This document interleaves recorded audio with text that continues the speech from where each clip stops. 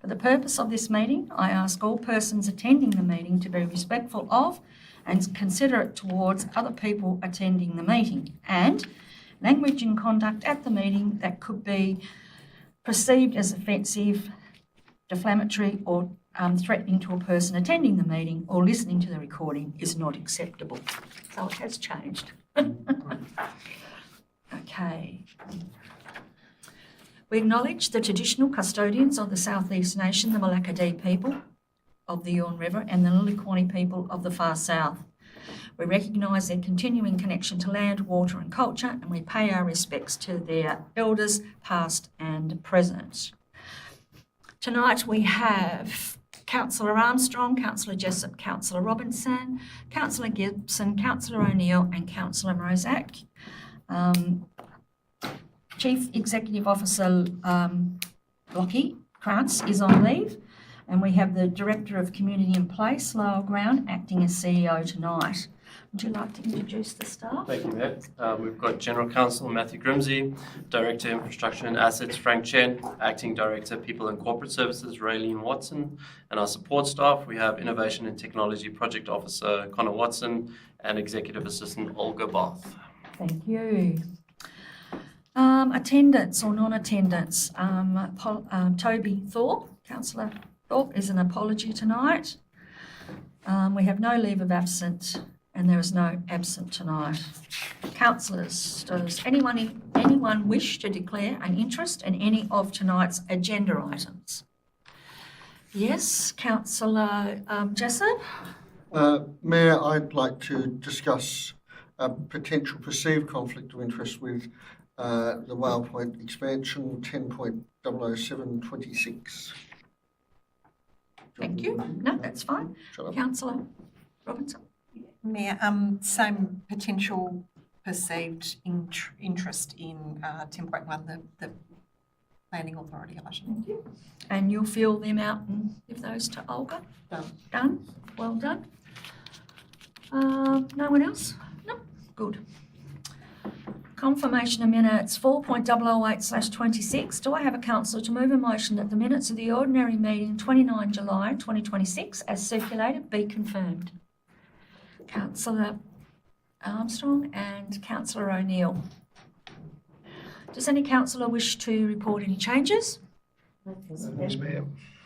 Okay, if that's the case, I'll put the motion. All those in favour, please raise your hand. That's all councillor present tonight. No legislative items? No urgent matters? No. Before I go into any of the mayor's things, I'll just cross over to the director. He'd like to say something. Through you, Mayor, just an opportunity for those who are watching now or later on, for current councillors who will be standing for the elections. Just to let you know that we have established a dedicated elections page on our website. If you go to the Huon Valley Council website and click on the Council tab, you will see elections. In there's information for voters and a lot of information for candidates, including a candidate and councillor learning and knowledge series, which is a series of videos. They can be a little bit of a struggle to watch, but they give general information in relation to council, local government generally, and Huon Valley Council specific, and modules will be uploaded within the coming week, and that will also form as an induction process or induction materials for newly elected councillors. So I just wanted to announce that, and when we do become aware of councillor candidates, we will be contacting them directly to advise of that. Thank you. Well done. Okay, I'd just like to congratulate the staff again for the awards that we won at the LEGAP conference at the weekend.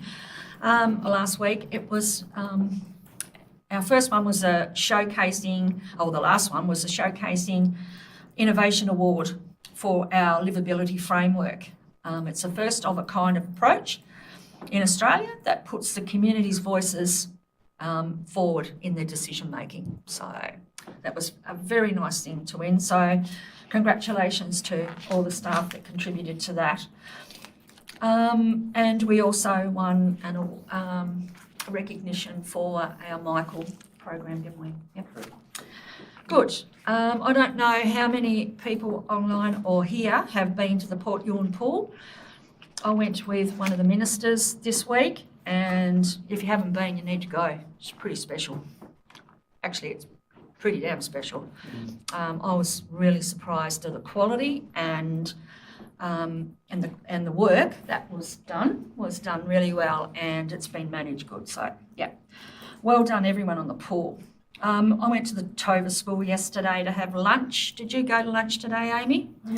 Huonville Primary School today. I went to Dover yesterday and had lunch with the children under the program where they say all children have a healthy lunch at school. So yeah, so Dover's doing it 3 days a week. I'm not sure what Yulmville's doing. 2, are they? Yeah, well, Dover's got 3 because they've probably got a lot of children down there that maybe do miss out. There was quite a lot of kids come in and had spaghetti bolognese, I'm telling you. Even kinders, so yeah, it was good. Before I go on, I just want to say, please take care on the roads, guys. There's a couple of families that are pretty sad at the moment, so yeah, our thoughts are with them. Okay, public participation. Public question time. Answers to questions taken on notice. There was 2 questions taken on notice from Liz Smith regarding the Signet structure plan. The responses are on the website and will be included in the minutes. Questions given on notice. There was 1 question given on notice from Simon Chadwick regarding curbside recycling. The responses are available on the website and will be included in the minutes.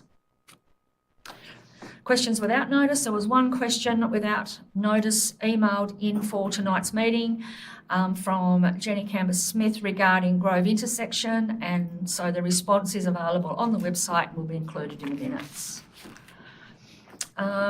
Public question time. If you have a question, as the chair, I will ask you to come forward to the lectern and identify yourself by name and area where you live to make things fair and equitable. We have a limit of 2 questions per person and we normally allocate about 15 minutes. All questions must be directed to me as a chairperson, and I will either answer or forward on to the appropriate person. And every attempt will be made to answer your question. Debate on questions cannot be entered into, and council cannot make decisions on issues that are raised in public question time. Is there anybody in the gallery that would like to come forward and ask a question? Yep. Would you like anyone like to come forward? No? Yeah. Yep. Okay. Yep. You don't have to. No, absolutely will. Daniel Davies from Ranelagh. On behalf of the community and Community Gardens Australia. My first question is that in November 2025, Council announced it was launching an organic trial for herbicide spraying on the roadsides. And that was a response to community concerns that were actually arisen from a video that my wife and I made and was addressing that. So tonight, my question is, has that trial concluded and where can residents view the results? And in regards to this, what herbicide is Council planning to spray this season? Okay, thank you.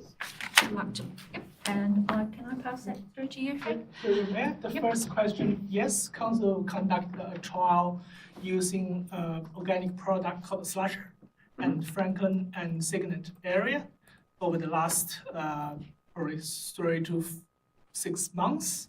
And the result, yes, we do have some result come back. So we look at from effectiveness, financial implication, work health safety, and some of the other aspects in terms of the performance of the trial. So I would probably better I send this as a response to your question instead of read a long paragraph here to give you the detail. And the second question talking about the roadside spray program for 2026. So that's for roadside and not for footpaths. So the product we will be using is actually just give you one second. I got this. So this one, the product actually is called, it's a mix of glyphosate and dicamba. With a wetting agent. That's the product will be used this year for roadside slashing Okay. Roadside Does that include, so does that include footpaths or is there a different product for footpaths? So the moment we trialed the organic slasher. Yeah. And the conclusion is not recommended, but that's probably more further discussion internally with both the management and the councillor to decide whether we should use this product. But on the other side, the commitment is we will continue to explore other both physical and chemical treatment, knowing there's probably other products or methods out there that can be explored. Yeah, so glyphosate and dicamba for the footpaths as well. Likely to be glyphosate again at the moment. Yeah, but also we probably in between because there's several treatment a year, so we might try different product in different areas just to see their performance. Thank you. Hello, I'm Sarah Davies. I'm from Ranelagh. Dan's my husband. So I've got two questions concerning glyphosate as well. So firstly, just touching on the livability framework and community voices first, there is a large group of the community that are really against the use of glyphosate within the valley. And one of the things that come up in Council's own vegetation management page is that Council will reduce the use of chemicals where possible and adopt a non-chemical solution where it's practical and cost effective, which is fair, and we've actually talked with council members about that before. My question is, when we are measuring the costs of the use of glyphosate, and we're looking at the cost of the sprays and labour, and we're not actually looking at the long-term effects that glyphosate actually has on people, communities, the environment, and the wider costs that the use of a chemical spray has on our community. When will council actually be able to set a measurable target against its own words rather than a cost test that will always actually favour glyphosate first? Because glyphosate use will always be cheaper if we just look at cost of glyphosate and labour rather than the broader effects and costs of what using a chemical is doing to our planet, to our food system, and the bees. And we have details of that. We have good documentation that's. Okay. I'll pass that through. Is there any more that we? Probably through your mayor. Yes, direct financial cost is only one part of the equation. Yeah, sure. And all other aspects need to be considered. So that's why the councillors here, they are effectively the decision maker, and particularly when it comes to budget time with all the initiatives that we compare the priorities and also look at the social environmental benefit aspects of all the initiatives that make councillors will be make informed decision for what should be taken into the budget or what should be funded as priority. Okay, sure. Okay, so one other question. So Council's own 2024 to 2034 strategic plan names that a resilient and climate adaptive environment as one of its 5 core strategic goals, committing to protecting the region's natural assets, embracing climate resilience and promoting sustainability in land and resource management. And Council's own community vision states that the natural environment and ecosystems within the Huon Valley are celebrated and protected. So does Council accept that continuing routine glyphosate spraying sits in tension with its own stated commitments? And if Council does not accept that, can it explain how routine chemical spraying is consistent with those statements? Yeah. So just to sort of answer components of both questions, I think we've obviously spoken a number of times, and you know my background as an ecologist, so certainly feel strongly about what you've just said. Yes. The issue we have is obviously, and I think we've spoken about previously, is around balancing that the service need and the complaints that we do get around overgrown vegetation and footpaths and things like that, versus certainly the impacts that you spoke around on the environment and that social component. What I would say is that we're not static in our use of glyphosate. We're constantly monitoring what is best practice, what are different ways that we can do things. And as the director said, we're looking at other methodologies that we can apply in that space to limit our our impact in that space. And we're looking at, as studies come out on these different herbicides that are available for use, we're reviewing those and looking at what those impacts look like. So what we will do in the future is have information out there that so the public can see, understand how we're approaching this. And part of that you'll see is our interim teams are contributing. Myself look at these things and are looking at how we can. It is our intention to reduce that usage, Sure. but we do have to balance it around Yeah. service needs. Yeah. So that is the strategy of council. Sure. Okay. Thank you, Lyle. Thank you. Do I have any other? Yes? No? Thank you. Good evening. My name's Richard Burke. I live at 402 Leamington Road.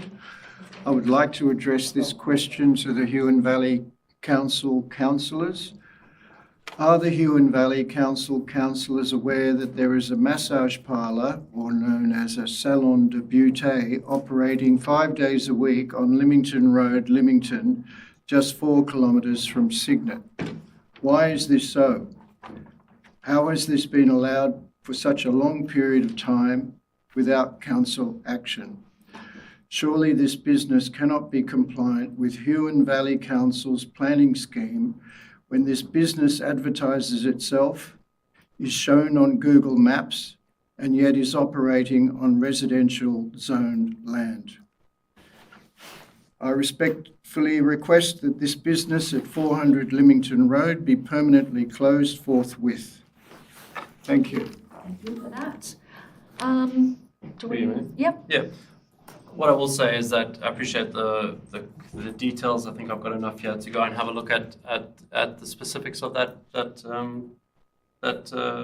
complaint or information you've given us. Obviously, the scheme being residential zone, there are a number of uses within that are no permit required, permitted, and discretionary. So it's not as simple as a residential use is the only thing that can occur there. But notwithstanding, I can go have a look and we can take it on notice and have a look at what the specifics are in that case. Thank you. Thanks. Okay. Do we have any deputations? No. Petitions? No. Okay. We have one planning report for council to consider tonight, and I advise that the council commence acting as a planning authority as at 6:17 p.m. In accordance with the provisions of Part 2 Regulation 29 of the Local Government Meeting Procedures Regulations 2025, the Council will now act as a planning authority pursuant to the Land Use Planning and Approvals Act 1993. In accordance with Regulation 29, the Council will act as a planning authority in respect of those matters appearing under item number 10 on this agenda, inclusive of any supplementary items. It is important to be aware that your role as a councillor and as a member of a planning authority are different. The key differences relate to the decision making. As a member of a council, your decisions may be swayed by community feedback, but as a member of a planning authority, your decisions must be based on the provisions of the planning scheme. The above snippet is from the Good Governance Guide and makes it quite clear the importance of wearing, as what we call, our planning hats. And now Lyle would like to... Thank you, Mayor. Before we do Lyle's, okay, so the conflicts. The first one, would you like to tell us, Amy, what your conflict is?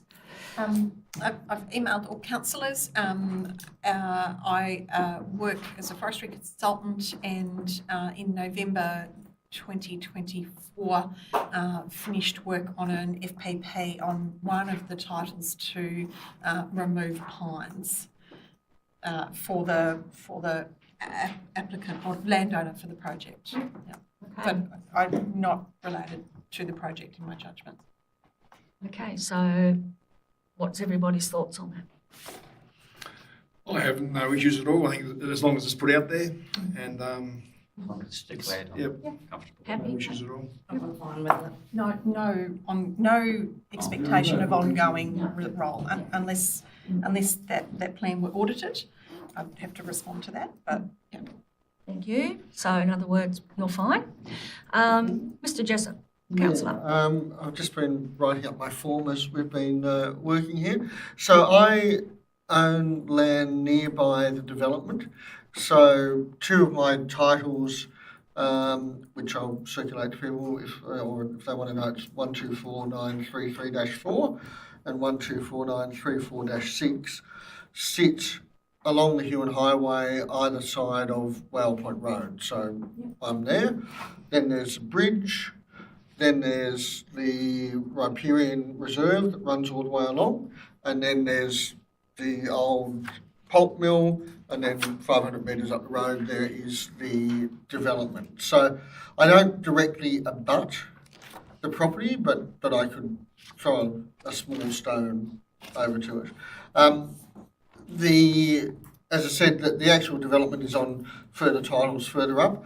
My residence is actually not near that. My residence is around the other side of Whale Point Hill, and I don't have any direct boundary with the development.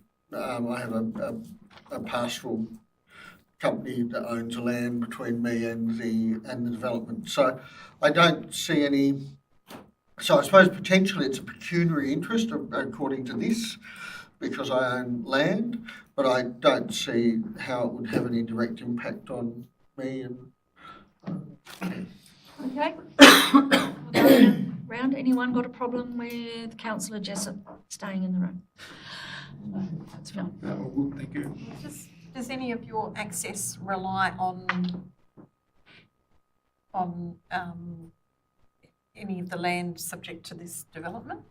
No, because this development commences the other side of Whale Point Bridge, which is our council bridge.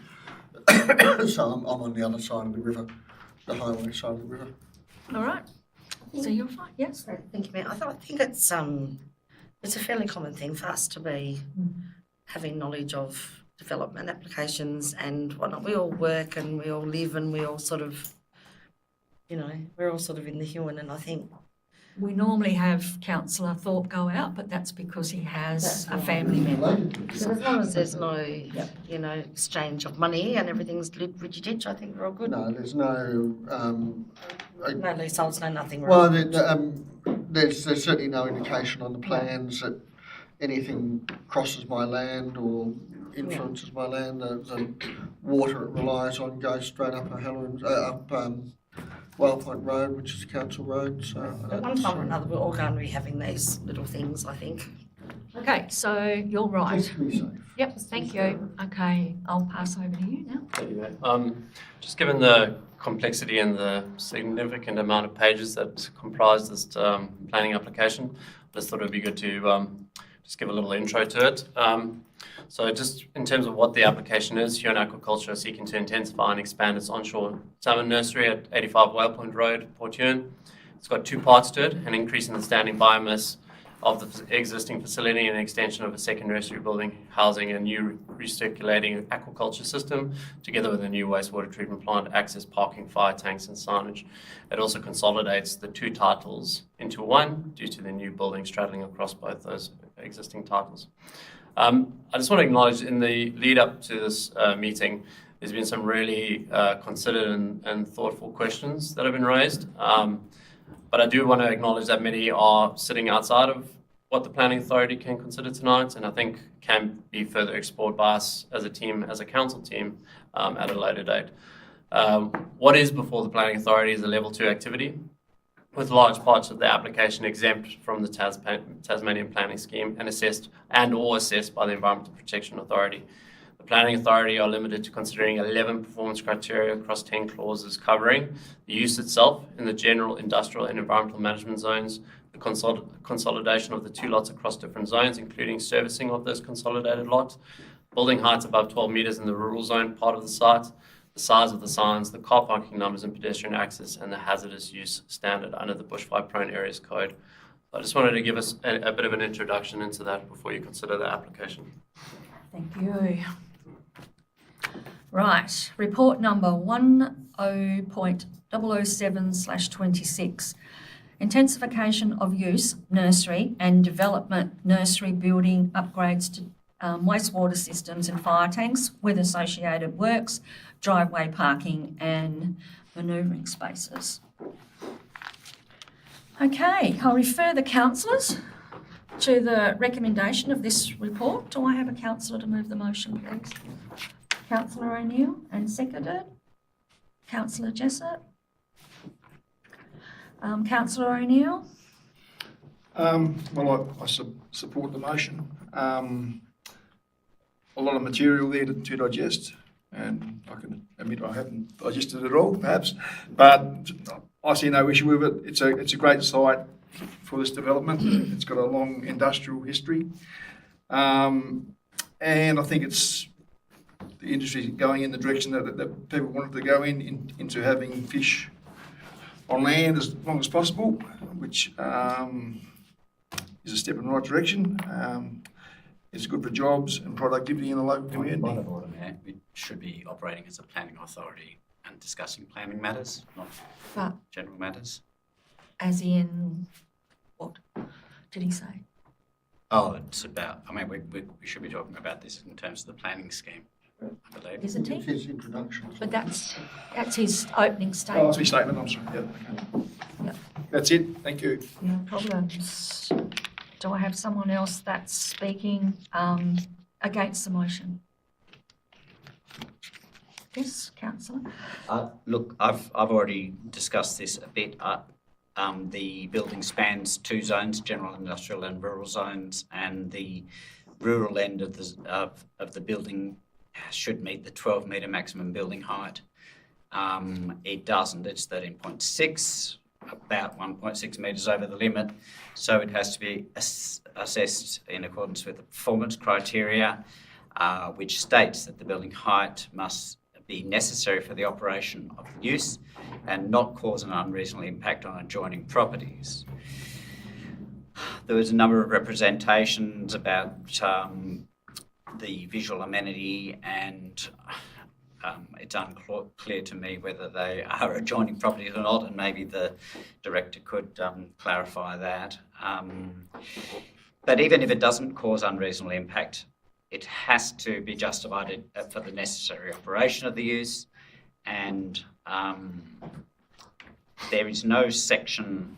There's a section obviously drawn, but that wasn't provided through that end of the building, section B308, I think it's called. That would confirm the height of the biofilter system and therefore whether or not it's necessary to have the building at that height.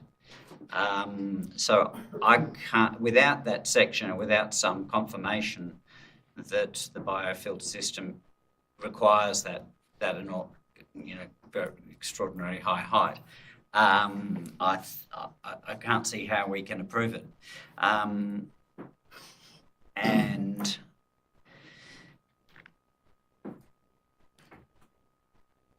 yeah, that's really the size of it. Okay, thank you. Thanks, councillor Gibson. Do I have someone else that would like to speak to this? Yes. Thank you, Lucas? Mayor. Before I go into detail or say what I want to say, I would like to confirm, because the director reminded us that we're only to assess planning matters. I do not have a problem with this application as it is before us on planning grounds.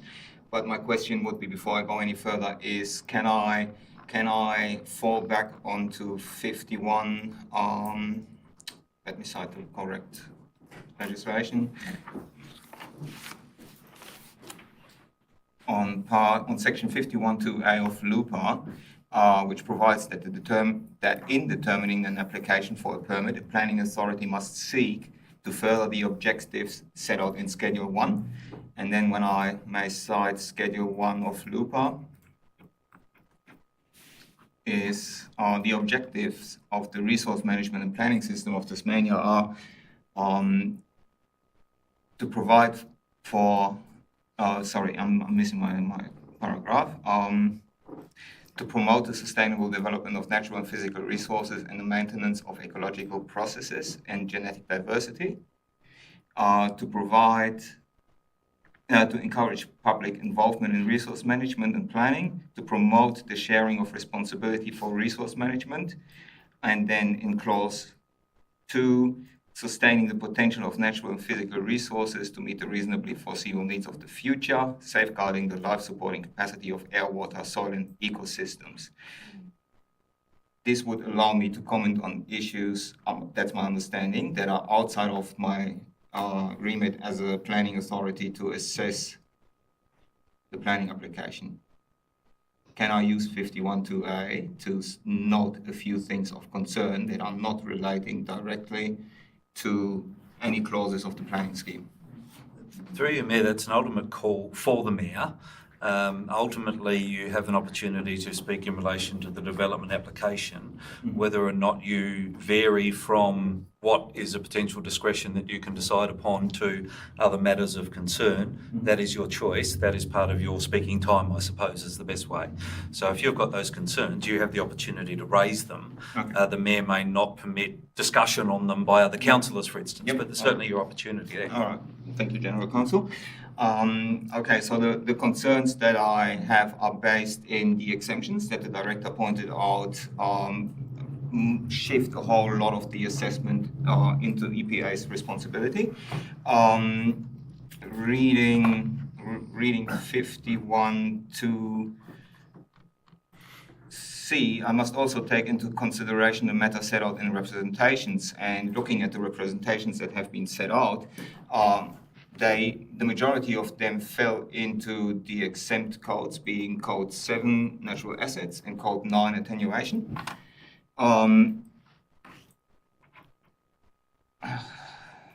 Sorry, I need to breathe for a second.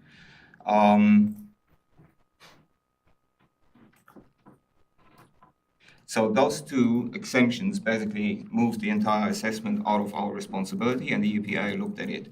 Looking at the concerns and looking how the EPA assessed it, I have concerns that this has not been done to the degree that it should have been done. I know this is not in our remit of assessment tonight, but it has been grave concerns in the community, and reading the EPA's report, there has either been no information requested, or it has been said the information provided has been sufficient, but that was a one-liner somewhere, and there was no reasons or justification given for that. So I just would like to note that there is a gap in the planning system, and this assessment, this case, has highlighted this for me. As I said in my beginning words, I cannot vote against this application because it meets all the assessment criteria that we are looking at as planning authority tonight. But due to the fact that many of them are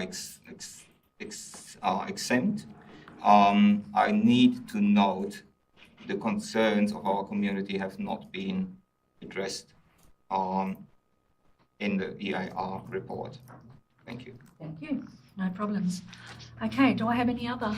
Yes, Councillor Jessup. Thank you, Mayor. I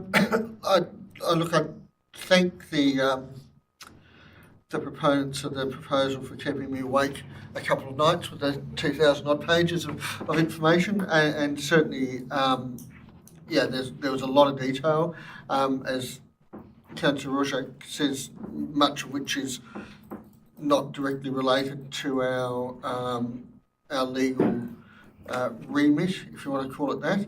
And thank you for the staff for pointing out what is in our wheelhouse and what's not. And I suppose the EPA assessment really did highlight a couple of issues that people were representing about things like the net cleaning area is a separate existing use that's regulated already. I noticed, there's not lots of proposals, and certainly I've been working with the local community to try to sort of understand their complaints, and I think one of the things that a number of people have said is it is an evolving site, and I think in the past the organisation may not have been as open to receiving feedback as it seems to be now, and certainly one of the issues that is in our remit is the light escaping the area.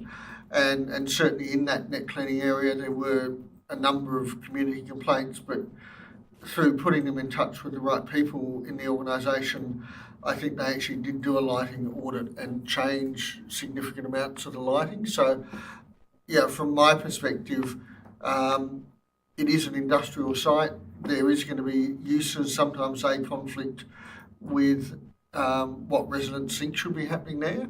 But it seems to me that there are existing pathways within the organisation and also back to the EPA that people can raise issues and have them resolved one way or another. And there was good examples in there of boat pump noises being baffled and all sorts of stuff. So I think, while we don't have a large-scale remit, I'm pretty happy that their solutions do meet the requirements. Obviously, the hazard risks are not insignificant. I wouldn't say they're super significant, but they're not insignificant. But the fire report and material in the documentation is pretty thorough, and I think shows to me a desire from the organisation to do the right thing by their staff and by the site. Obviously, they really don't want it to burn down, I suspect, after spending lots of money building it. I think there's some positive things. And I just, for those in the community who are listening, there is very little that we can do outside the remit that we have. But, again, I think, encouraging people to, if they have concerns, raise them with the organisation and deal with it. But from a point of view of supporting what is a very important industry, obviously I'm supportive of that. In terms of the biofilters, I think Councillor Gibson's point is valid, but again, I think we rely on the company to have designed it to meet their specifications. I don't think that why would they over-design it? I did a tour of the site with the Progress Association when they took them through. The biofilters are very big and very tall and circulate the water through. So I don't have any. I think it's probably a minor thing, and I think the two lots are going to be amalgamated anyway, is my understanding. On the application in front of you. Yep. And would both lots then take the industrial zoning, or they'd still be? Split zone would remain. Yeah. Okay. So we have to be comfortable that their design meets necessary requirement, which I think it does. Yeah. Okay. All right, That's thank it. you. Thank you. Do I have any other? Yes, Councillor Armstrong? Thank you, Mayor. It's always a bit tricky, isn't it, with these issues that are contentious depending upon which side you want to sit. But there's also some really interesting, useful information in these reports. If we go back with no reflection on the original salmon farmers, there was no requirement really to do any of this. So in the last few years, I mean, there obviously were requirements, but not to this extent. In the last few years, the salmon industry has been held accountable. Whether that's accountable to some people's expectations could be debated. It's more transparent than it used to be. Overall, we are seeing more than we've actually seen probably in recent years. And it would be nice if that is how it continues to be, and I'm sure it probably will. There will be growth. There has to be growth. It's an industry. It's a primary industry. It is going to grow. I think there's an effort being made to grow with as much regulation as is possible.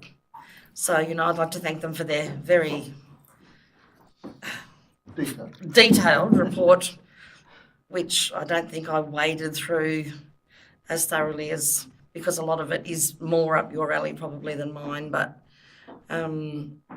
it was interesting to read some of the things that I didn't expect that they would have to apply themselves to. So it was good, and I'm going to support it as well because we're talking about a shed, not everything else here. But it's good that that information is supplied to us, just as a bit of a background. Also, thank you, Mayor. That's it. Thank you. Okay. Councillor Robinson. I think the purpose and context of the operation, as Councillor O'Neill was introducing, is relevant in addressing criteria 20.3.1 for discretionary use in the rural zone.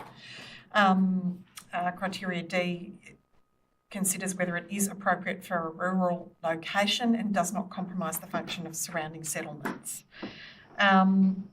And I actually did spend some time, so I delved into the detail, but then I actually did step back from that to try to make sure I'd covered everything and was looking at the whole question as well. This is part of, or it's related to other applications and a big site, and it's in the context of adjacent settlements. So I guess I'm just noting that I think those questions and issues are relevant. And this comes as another step in the process to support a local productive industry. Being productive is part of our values and our vision in the Huon Valley. And increasing growth of that product on land is part of the vision for sustainability for that industry. So that criteria, I'm happy, I'm comfortable with that. The building height criteria is interesting. So objective A describes whether it's necessary for the operation of the use, and my sense is that there are a whole pile of factors that I don't know, but I can extrapolate and respect in terms of things like having level floors throughout the whole complex, open spans for a variety of internal uses and potential responses. It might not be an everyday business need that you need that height for, but it might be essential for emergency response and even simplicity of roof lines for bushfire resistance, for example. Also noting the long building length and the variation of natural topography over that length. Looking at the western elevation, I read a mid-ridge to natural ground level of 11.446, which is within the 12 metre target. And then I haven't got a height for the northern side of that. That's a 13.665. Yeah, I suspect it's possibly slightly higher than 12 metres, but the interesting thing is that's not at the highest part of the building. That's a spot where the natural ground slope is sloping away.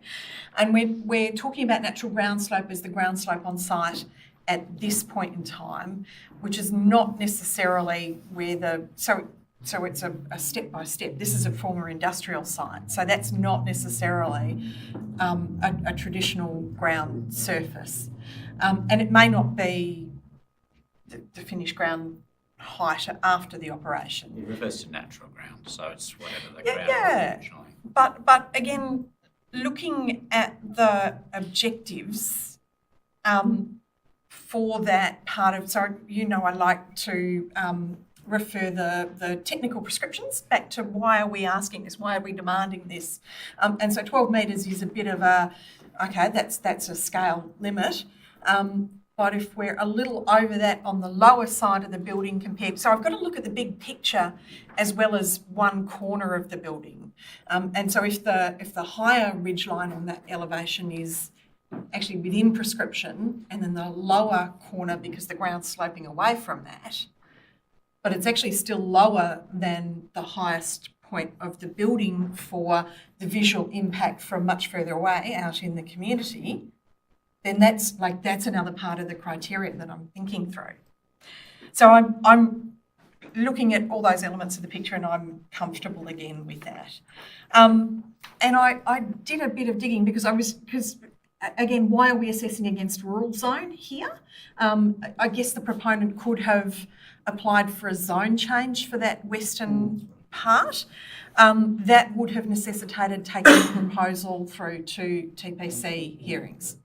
And when I thought of that, I thought, oh, well, how did we get here? What happened between the interim scheme and now? So I dug back into that.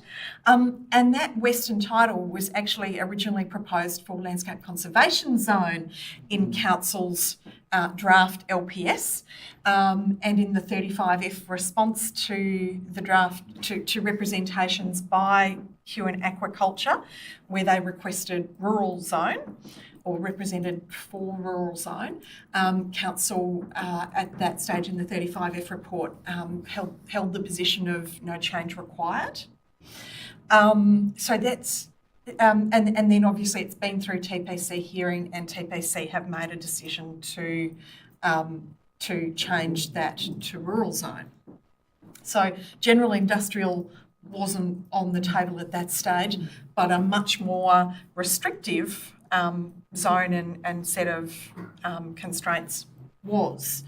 And height actually was mentioned by Huon Aquaculture in their, I'm not sure whether it was in their representation, I can't say whether it was in the rep or in the decision report's comments on why they made the decision, but it was in one of those, height was mentioned for future development. So I can see a flow of process towards where we are now, and I can see those height figures generally complying at broad scale, and potentially on the one corner where they don't. That's not a significant problem. And that's my input. Thank you, Mayor. Thank you. Okay. Well, everyone's had their comments. Is there any questions before I go to vote? Yes. I'll just chuck one question in.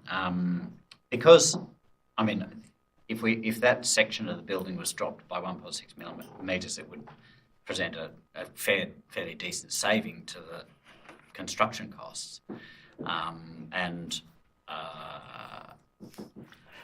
As we don't really know what these biofilter storage tanks heights are, is there any sort of validity or way of I guess proposing to the developers that section can be dropped, should be dropped if possible? Is there a way of wording that, or is that not possible? Yeah. Through you, mate. As the planning authority, we're assessing what's in front of us in terms of the application. As an advice clause, you could potentially put something like that, but I would suggest that, given that to your point around it being a cost saving for the developer, it's likely that they're going to try and, in their design, meet the operational needs as they demonstrated in the application to the height that's needed for those operational needs. And just on the biofilters, it's not obviously the biofilters are located there, and that's a significant piece of infrastructure, but there's also other components of the design that then stretch across from the industrial into the rural zone, and those also no doubt have informed the operational need to have that height there, and that's our assessment of the submission, and that's what we put forward. So I would say it's outside of the planning assessment for us to suggest redesigns. It's just not something that's done in the planning process. Ooh, okay. Just a point of clarification on that.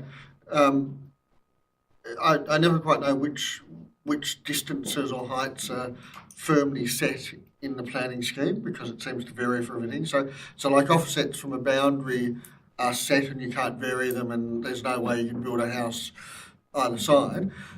But from my discussion with you earlier, my understanding the height is actually there are solutions to allow a greater height, and one of the solutions is that it's required to meet the operational needs, which is the argument here. And I think, look, I agree with you that they wouldn't build it 2 metres higher just to look pretty if they can save money, because as you say, that these things would cost more money. So I think we've just got to take the proposal as it's read. Thank you. Okay, councillor. Following that logic, the area of roof in exceedance of 12 metres responds to the current natural ground level. Yeah, is this a question? Is this a question, Amy? Or have you got a question in it? I don't know, because I'm figuring it out in here as I'm, so. Yeah, I know. So it's the, okay, I'm trying to figure out, so the area of if we were to request lowering the roof height to 12 metres above the natural ground level, that would be responsive to the natural ground level. So it wouldn't actually be the entire western end. It'd only be the portion of the western end that exceeded 12 metres, which would be pointing towards the northwestern corner of the building. Through you, Mayor. An application has been submitted to us, and we're assessing that as it is. There are TASCAT rulings where other councils have gone into what was termed redesigning of applications. That's not something that we are permitted to do. I think we need to look at, they've elected to not go via the acceptable solution of 12 metres, which is where that 12 metre height restriction sits. It's a restriction in that if you want to meet the acceptable solution for that clause, you need to keep it 12 metres or less. They've elected to go into the performance criteria. Those performance criteria are what we've been discussing to this point. And our assessment of that is that they have met the criteria to meet that performance criteria. Yeah. Okay. All right. Okay. Over to you, Councillor O'Neill. Yep. Well, over the past week or so, there's been a lot of questions and queries mainly put forward by councillors, and I thank them for their work and what the hours they put in there, and also to our council staff and the director. I felt that those questions were all answered adequately, and yep, I support. Thank you. Thank you. Well, that's the case. I'll put the motion forward. All those in favour, please raise your hand. That's Councillor Robertson, Councillor Jessup, Councillor Armstrong, Councillor Doyle. That's all present. Thank you. Thank you. We'll move on to 58. I advise that council is no longer acting as a planning authority as at 6:53 p.m. Thank you, everybody. General reports. Are there any councillors tabling their activities tonight, and would you like to speak to them? No. Okay, cool. 11.008/26. Do I have a councillor to move a motion that the general reports and minutes for the period 1 to 31 July 2026 be received and noted? Do I have a councillor to move the motion, please? Councillor Armstrong and Councillor Gibson. Councillor Armstrong, do you have anything to speak to the reports and minutes?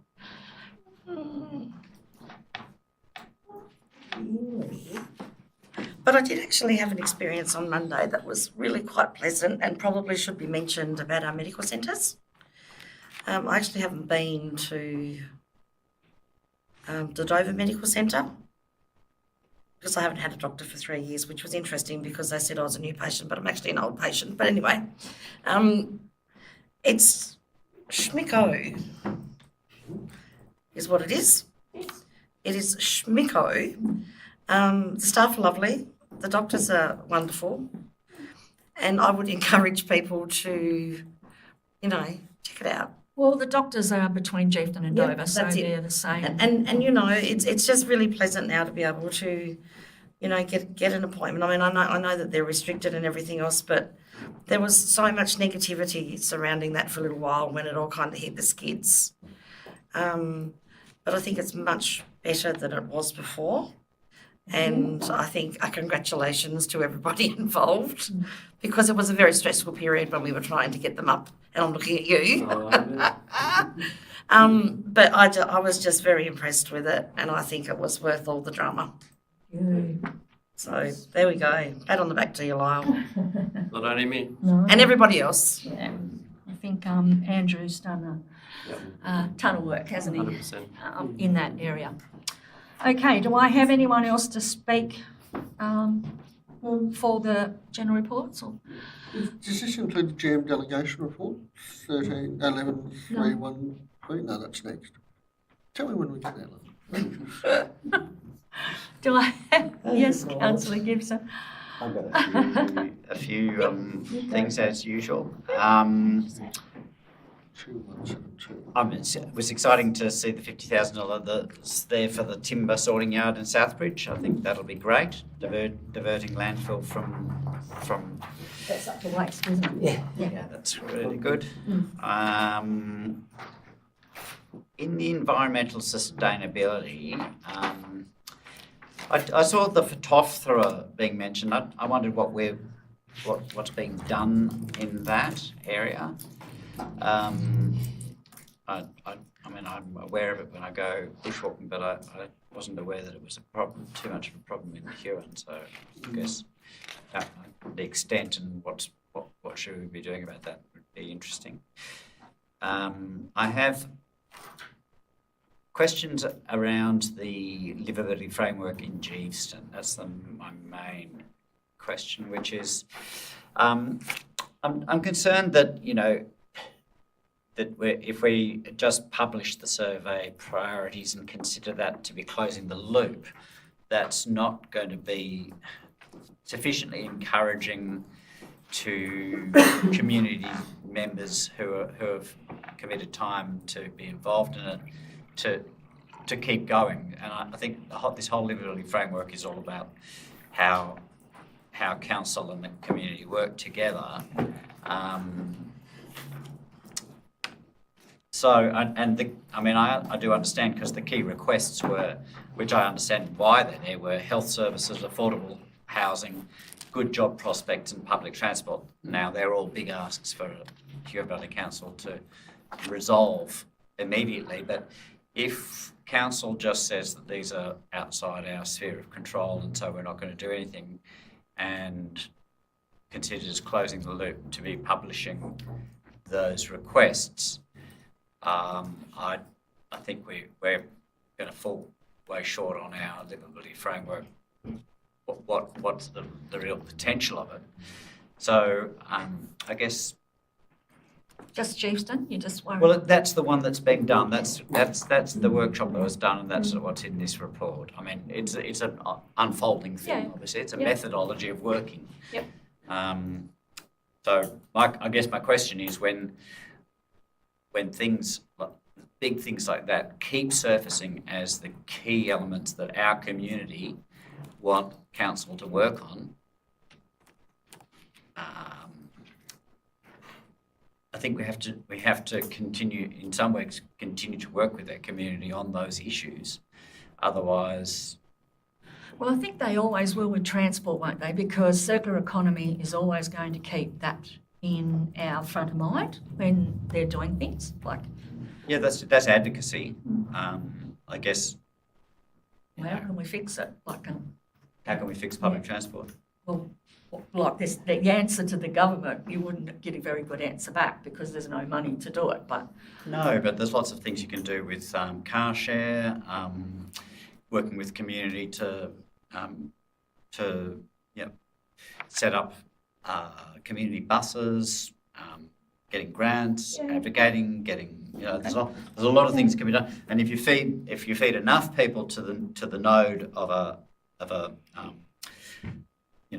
state-run bus, then the volume is there for that state-run bus to justify more trips, and then the whole thing starts to move in that direction. Okay. Through you, Mayor, if I can. I think I take your point, and I think it's a very valid point. I think it's just the it's potentially the wording of how it's been framed in the document rather than that's our intent in terms of how we approach this. So I know we all know this, but just repeating it is the key concepts in the livability framework are what we can control, what we can influence, and what we can only advocate for. So I think that needs to be the basis of how we close the loop as per se in terms of these things. It's not to dismiss and to say it's not on our mandate. There are things we are doing in the transport space around, myself and the Director of Infrastructure attended the state growth bus network review, so we are, and we're taking what we're hearing through the community view survey and other channels that we hear through the community, and we're taking that to the relevant people that do have the control. So I think I'll take it on notice, but I think I take your point, and I think it's something we can reflect on and how we can communicate that better. It's not about just closing and disposing of it. It's about, our intent is to look, as we've said, is we look at place, and place is unique. Geefson's unique to Dover, to Cygnet, to Huonville. So we look at Geefson when we're looking at place, and then we consider all these things that we have heard. It might not be this year, but when we get there, we will consider those. And in the meantime, where we have other levers that we can pull as local government, be it control, influence, or advocacy, we will pull those levers, having heard what their priorities are and what their experience of those priorities are. So I take your point, and we will come back with a fuller answer, but I think that's the intent of what we're trying to do. Yeah, okay, great. I think it's an ongoing conversation. Yeah. I agree. It's a developing concept. Yeah. Before you go on to your next point, Paul, as I can see you're pausing, just on that point, it has spawned a couple of other things, like Charlie sent around an email with a group that he met with afterwards, and there's a streetscape planning workshop happening there at the moment. So I think that community discussion, I went to both the Geefston one and the Dover one, and I have a bit like Paul thought about, how do we use this in the future? And I think the next council moving into a strategic, setting up their own goals and stuff, hopefully we'll get that fed back to them, because we've still got Franklin to go, and just Franklin's, and I think we've got at the moment one more, and this came out of the AGM report about sort of connecting councillors to the community a bit more. So hopefully we won't lose it in that sense. But certainly attending, I think Lucas was at both or one of them, and I think it was useful to just hear. And there's certainly stuff that you go, well, that's never going to happen within council, but it also helps in advocacy, as you say, up and stuff. But I think they're useful, but let's not forget what we've learned. Yeah, I think that's a good point. Yes, Paul? The NRM report, I just found it really inspirational reading. I thought it was great. The high volunteer hour contribution, the number of land care groups, just shows how highly we value our nature. Council engage. I think there's what that NRM report shows is how councils engaging with the community and encouraging them is just money really well spent. With citizen science, propagation of plants for landscape groups, awards and grants, it's all good energy. At the end of it, I wondered whether we were spending enough, because the weeds, the sooner you get on the weeds, the cheaper it is. I know we've got a council register for weed outbreaks on council land, but I don't think we have a register. We do have a full register for the whole. Yeah. So we have a private land register for priority weeds, and we send out reminder notices for those that we ask for further feedback on treatment. We do follow-up inspections. We give technical advice on treatment, because obviously, being a landowner, it's a daunting task to treat a weed that is persistent. So that's the approach. So we straddle both private land and public land, our land, and Crown land and other state land. The question is, are we winning or not? That's a good question. It depends on which area you're talking about, I guess. So an interesting an interesting project that we're currently partnering. Well, not partnering. We did some training with our Outdoor Works crew and Parks crew around weed identification, and certainly, we have 1.8 FTE in space, and that's why that volunteer leverage model is so important, because that's how we can maximize our return. But certainly, what we're seeing is some of our priority weeds are a lot more extensive than we originally thought. Certainly, Pampas is a good example of that. But I will say the others, that we are making a measurable impact in that. We have, for instance, African feathergrass, where we have, I think it's probably 1 or 2 sites remaining in the valley, so almost at an eradication stage for that weed. Foxglove's going. Foxglove Foxglove was widely established in this valley before it became a focus and became a declared or a priority weed. The approach we're taking there is one of where it is in areas that are of high value from an agricultural or natural values perspective, then obviously it's a priority, but we can't, it's obviously not on the same scale as say, gauze or something like that, but it's certainly pretty widespread and would just suck up a lot of resources if we try to just go at it holistically. So. Another one or you? Well, I didn't. Are we winning or not wasn't actually answered, but I mean, it's complicated. I think we're winning in some, like I said, in some areas. I'm not going to sugarcoat it. We're winning in some areas, and in some areas it's very difficult. Our strategy is to tackle those weeds that are emerging, because that's where you can get the biggest return on investment. So we're constantly monitoring that, and there might be cases, and I'm not saying it is, but Pampas is one where we might look at that and go, we have to review what our strategy is in that space. So. I think, and being on the register, I can assure you there is a register of private landowners, because I've got Pampas.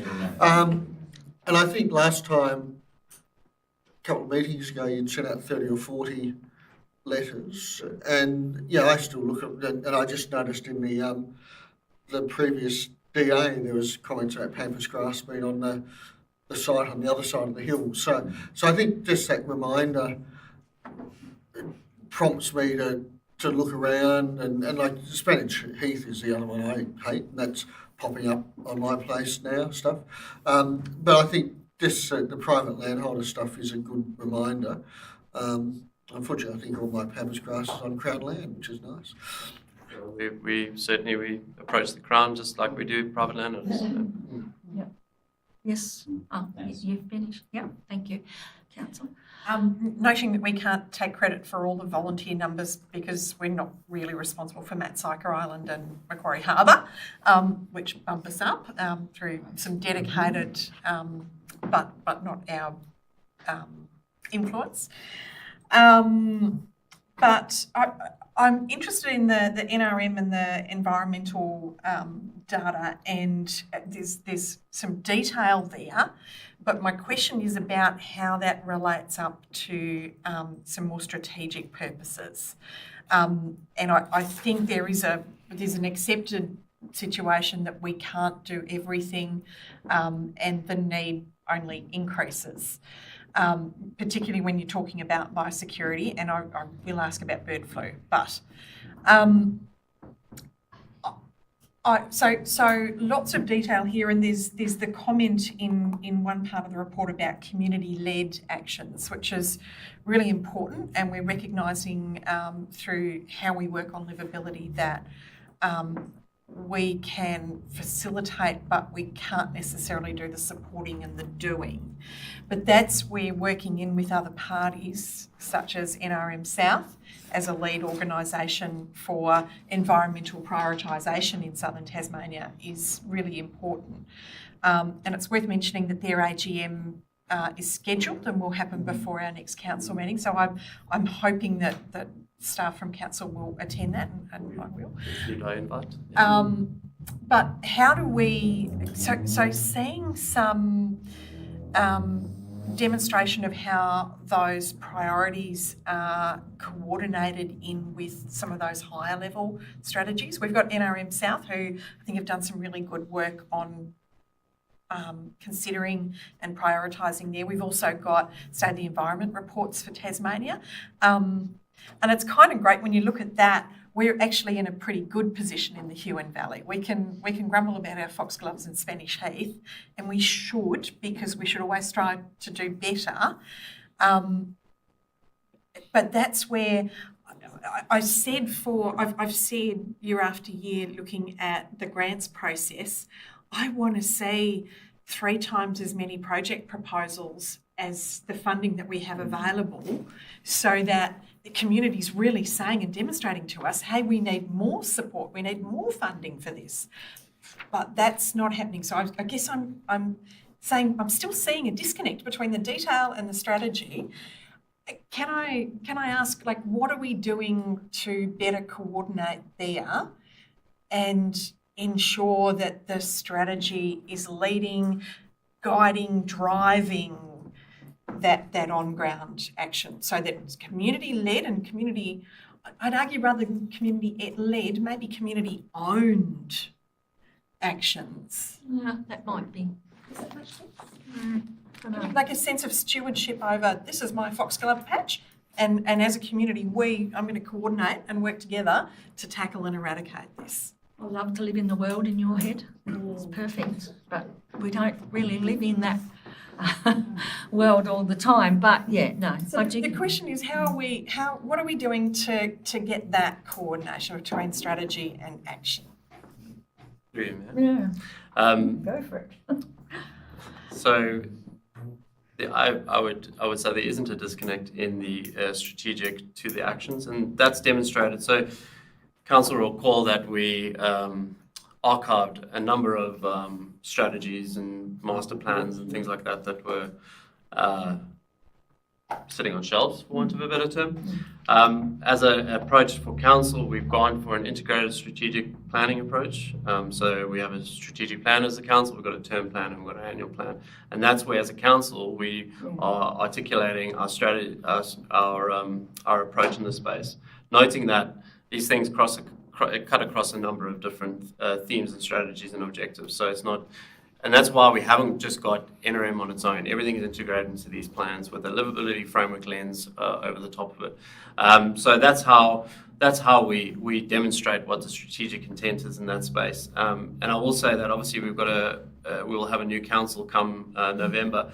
We'll be re-looking at that term plan. In 2027, there'll be an opportunity to review the strategic plan, and that's where, and then our annual plan we put up every year. We tell council what are we going to do in this space, in the NRM, in the environmental sustainability, etc., etc. That is where we demonstrate that, and that is where council and will have has an opportunity to guide us in terms of what those priorities look like. In terms of external organisations, obviously the legislation is key. Biosecurity Act tells us what those priorities are, if you think about weeds and other priorities in that space. But notwithstanding, we partner with a range of stakeholders, including NRM South, on a range of projects that are in priority. So I'm confident that the team are doing that, but we are 1.8 FTE in that space, and it's important that it is led, owned by community, but that we partner with community to support them in that space. An example would be Landcare TAS. I've spoken with the CEO there around us potentially looking at having a shared strategy for all our Landcare groups, you know what I mean? So we all sort of working towards shared goals in that space rather than just isolated groups in those areas, or at least connecting them with each other so they can learn and sort of get capacity from each other. So those are the examples of how we do them. Thanks. That land care strategies, I'm really encouraged by that. Can I ask, Chiefs and Town Hall was mentioned, the new ramp, and I did hear 2 reports of trips on the new steps next to them. Fixed. That's been fixed? Yep, that's been Thank fixed, you. hasn't it, Frank? We only seen it when we took the minister down. Okay. Yep. And bird flu. We've got some information in here. It's a very evolving, happening thing. Any update and advice on that? Through you, Mayor. Yes, it is an evolving space. There was a briefing this afternoon. that I listened in on. It's the response to bird flu is a state-led response. So Biosecurity Tasmania is the lead agency in that space.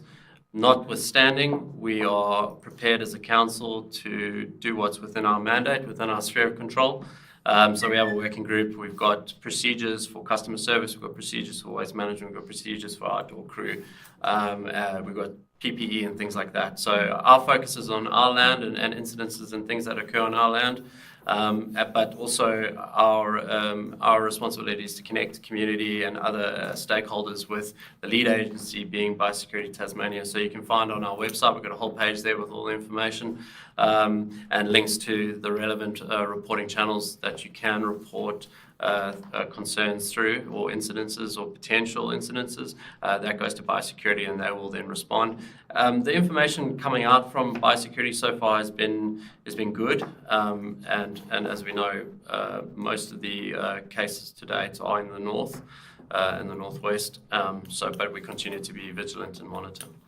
Thank you. Thank you, Mayor.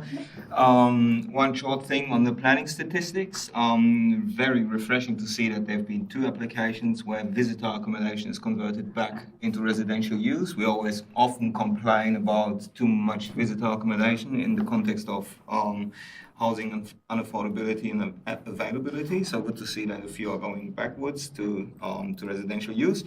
The other thing that I wanted to point out is under connected communities. It speaks to the livability framework. It speaks to the mayor's announcement at the beginning of the meeting. The achievement that we or the award that we've been awarded with for our livability framework. The practical way of the livability framework is. We've just done the first ABCD workshop in Cygnet a couple of weeks ago, 13th of August. Both Councillor Gibson and I have been attending this one, and it was great to see. That was the first time that we did it, a practical experience that's based in the livability framework, and it was great to see how well received it was. That was one thing. It might not have provided the outcome that people on that night might have been wishing for, because it was concerned around the youth. But adding on to this, the Lagat conference happening last week, I was fortunate enough to listen to 2 ladies from Brighton Council who have extensive experience about the ABCD program, and it was just interesting to hear from them how they're approaching it. We're obviously not the only ones, but we must have been the first one on the livability framework. And yeah, congratulations to staff on braving those first steps into the unknown.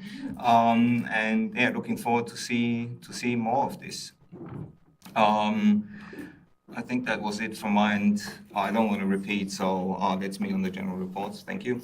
Yeah, I made the comments about that, but about the livability, but I get told back that councillors were strong enough, brave enough to vote for something that was new.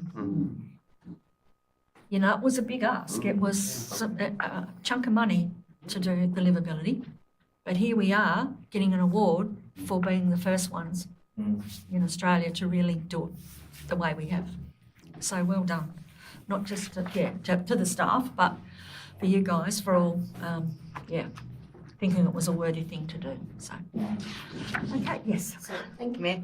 Just following on from that statement, people have asked me what it actually is, and it's so broad. How do you condense it to somebody if you haven't?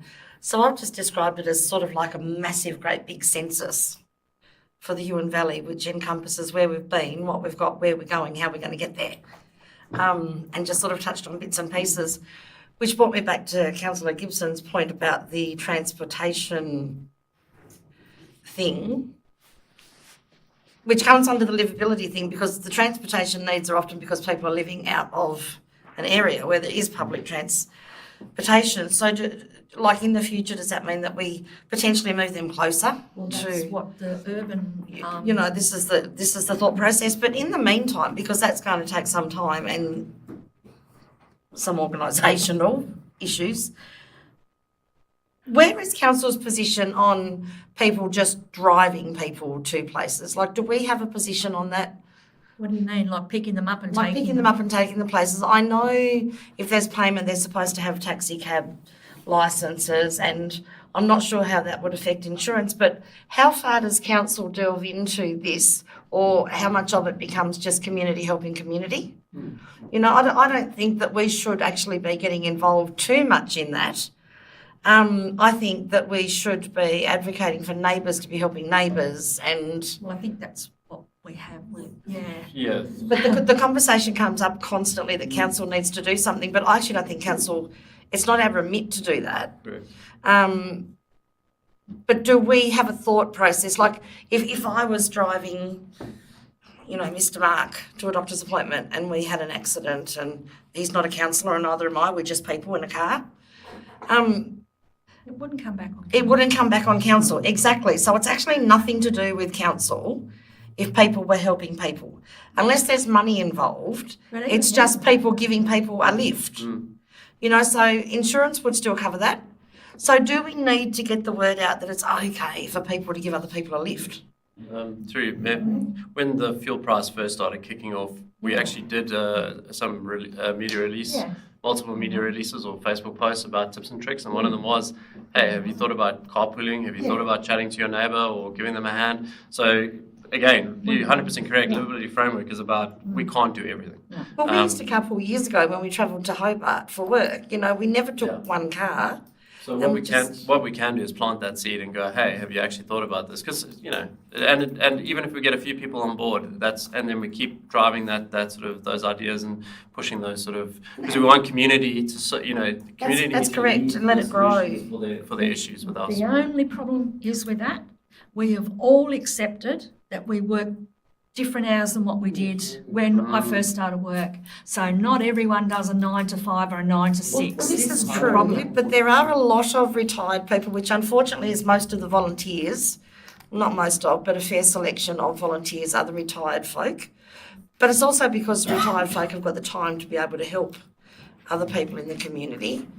So what does that mean though? Like, Well, not to go to work as such, but like older people, like that's a demographic that I see suffer with not being able to drive. there's a car that they can ring. But there is a car that they can ring, like there's lots and lots of people. You know, we talk about. But this is, I just, do we need to be a little bit more specific about where we point people? Because I just filled out a very long survey about transport options. That was for Yeah. for circular economy, Yes, not for circular us. That economy. was for their. That's right. But there was a lot of questions. They're doing the right thing. They're doing it themselves. They They're not are. relying on us, which is what we keep saying, that we're trying to make the community. Well, this is what I say. Do we need to set out some very Right. blunt things about what we can and what we can't do? Because the livability study is broad. Yeah. Leave that to the next council. Yeah, we'll leave that to the next council. Never mind. Yeah, let's just take that off the table. No, but you know what I mean. Yeah, but Yeah. it doesn't mean I get it. But I know what you're saying, but I don't. I have things to worry about. The community cars are in short demand too. There's probably we not just enough. can't fix everything. Then. No, but I'm not suggesting that we do. Yeah.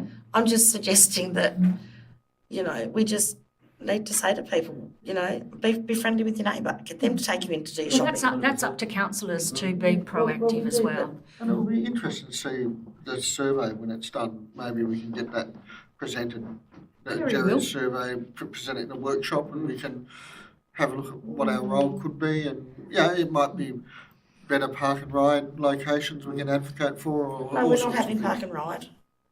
Never having park and ride locations. Well, we Well, do, you but parking. we just we just haven't got the numbers. Over there. Okay, so we do. Yeah, you can go. But I was we just do going to say need to- there are some components of that. So that survey, council through the grant program, we did support that's because we're supporting community to drive exploring solutions.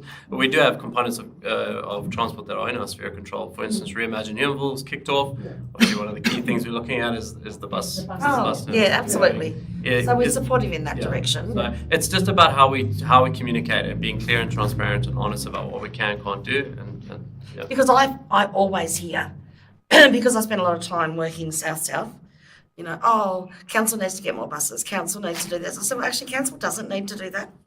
You know what? There was a car at Dover. Okay, that not now. No one used it. Yeah, And this it is- went. you This know. is the thing, the expectation versus the reality, it's a whole different thing. Council is just not responsible for everything. No. As much as we would like to be, we're just not. No. But I just sort of say, you know, get friendly. I'm sure there's people that are coming up this way that give you a ride. Yeah.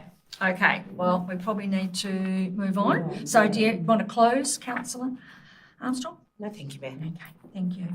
Well, I'll put that motion forward. All those in favour, please raise your hand. It's all councillors present. The motion's carried. Okay.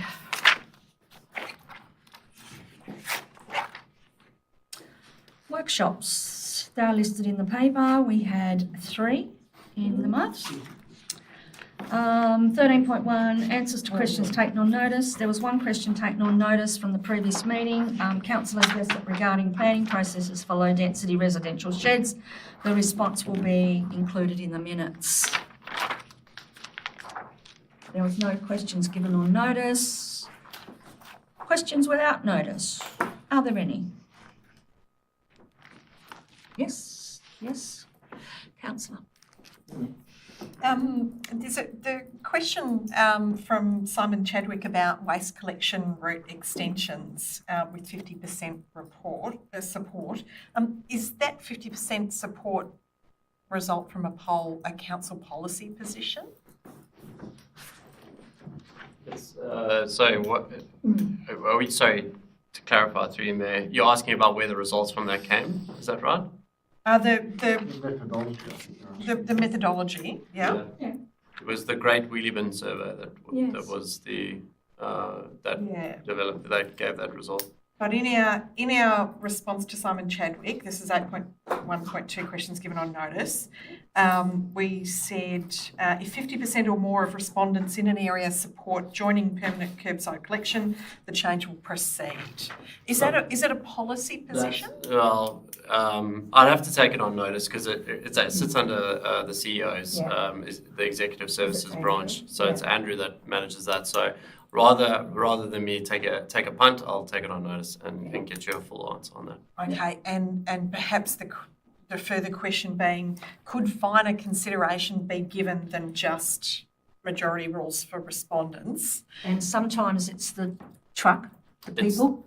Yes. They won't go there. So to Also cap, the cost. It's so through you, Mayor. So I used to manage waste was one of the areas I managed. So when we were looking at routes, we wouldn't just look at 50% wanted. You have to look at does it hit a threshold where we need another vehicle, and that is a huge cost.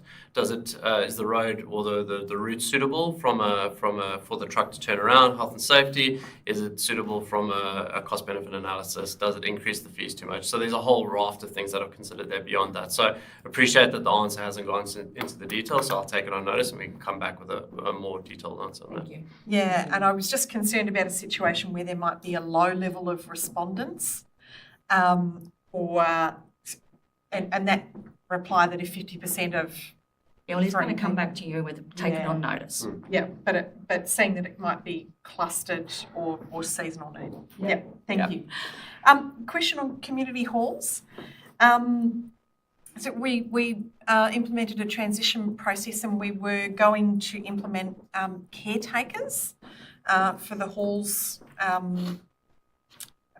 throughout the community in response to that. Did that proceed? I'm sorry, councillor Jessup. What did I do? No, well, I stopped you from asking. I didn't. I did get a lecture about not campaigning with my questions.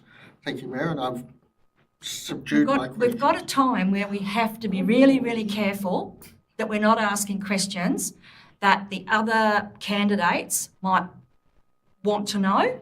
So I said And if they're not that, listening, and that's listing it on the website. Yes. So So you- we you- all know You that. asked the same No, no, question. I asked questions about something else, but I think what the mayor's saying is that I didn't it's know what getting- your questions were getting going to close be. to Mark being- put his No, out. his question, No, to me. but I think we haven't even talked about I that. think what the mayor's saying is your question might be close to being perceived by some people as campaigning, Yeah. which then they'll criticise you for using your office for campaigning. Yeah. So the alternative correct. is to send that question to Matt, and then Matt puts it on the website so the whole So lot that gets- all the candidates can see. Because we've been seen as having information. It's a perceived thing, Amy. I'm not saying it's true. I'm just saying that you're liable. Someone could say that you've got inside information that they haven't got as a candidate. You have to be so careful But I'm sitting. also asking this question in a public meeting that everybody can see. I So raised the same point, but I'm Matt sorry, but corrected me. yeah, but it's true, they can. All right, we've had it last time. We probably should have warned councillors. Well, there is. Yeah, yes. Look, through you, Mayor, just for clarity, the test really is, can the councillor, when asking the question, put hand on heart saying that is still performing the role and function of a councillor?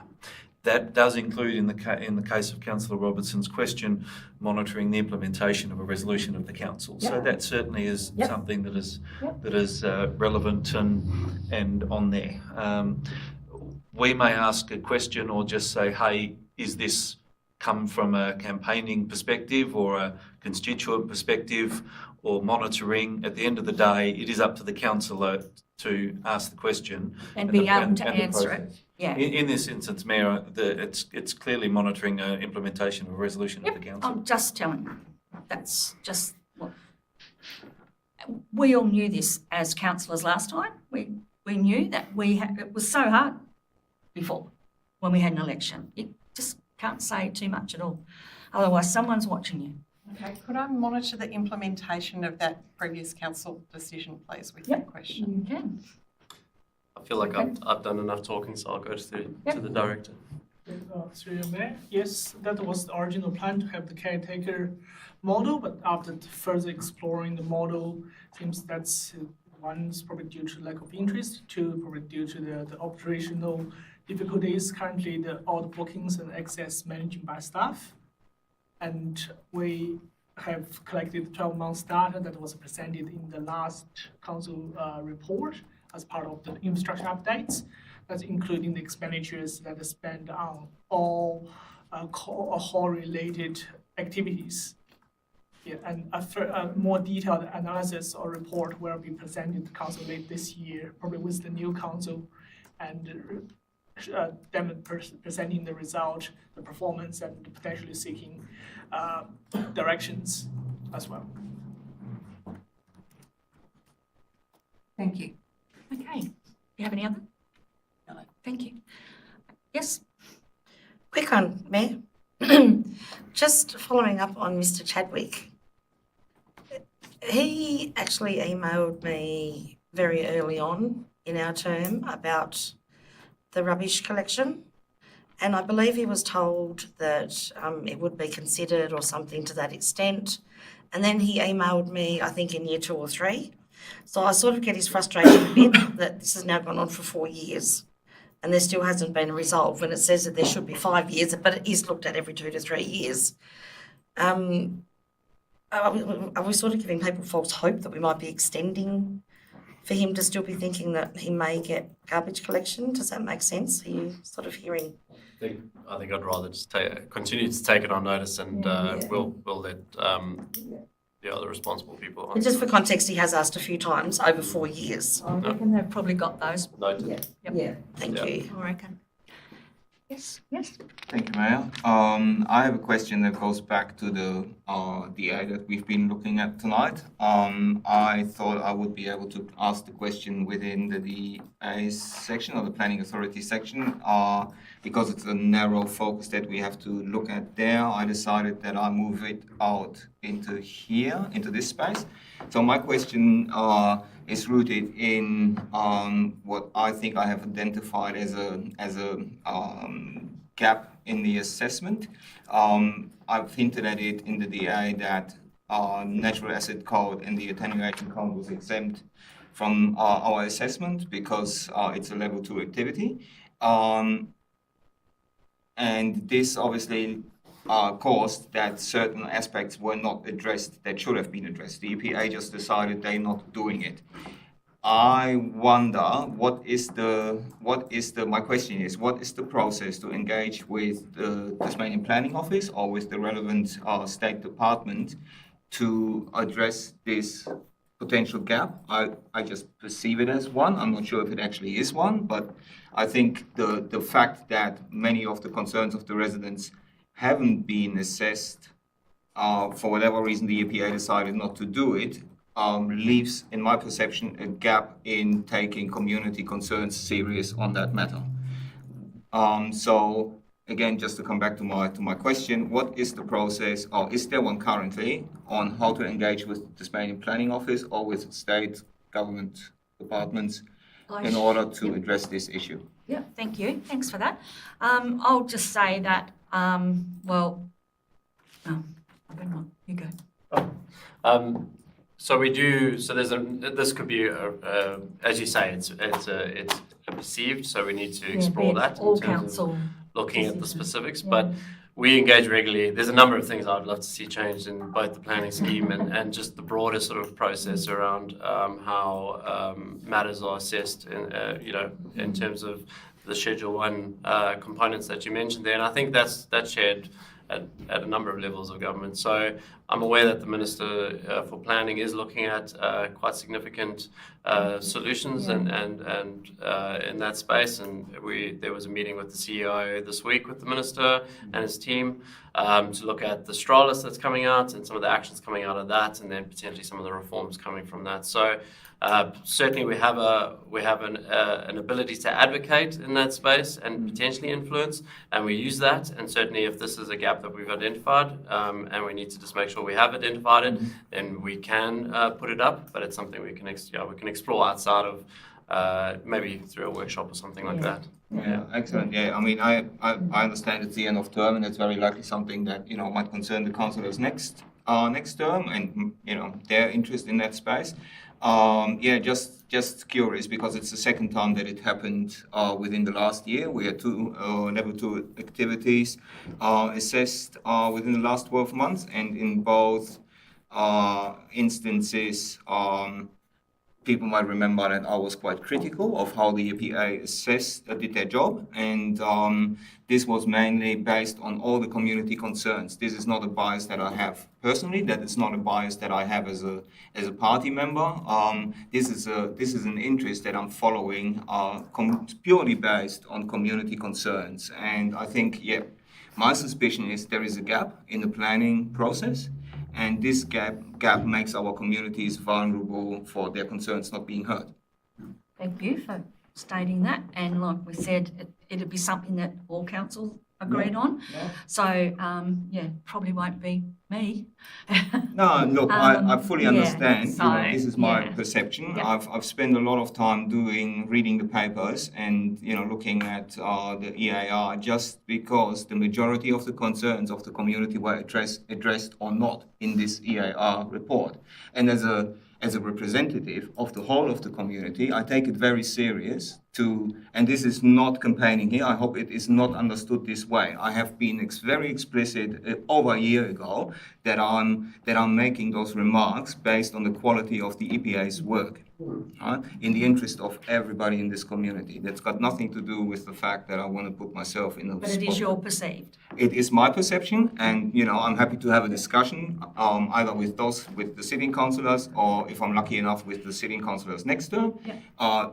I completely acknowledge and appreciate my limitations, but my concerns have to be. I want to voice my concerns in this regard. Thank you. Thank you very much.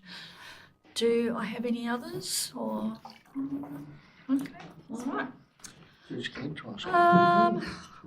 Well, probably a good June. There are no notices of motion tonight.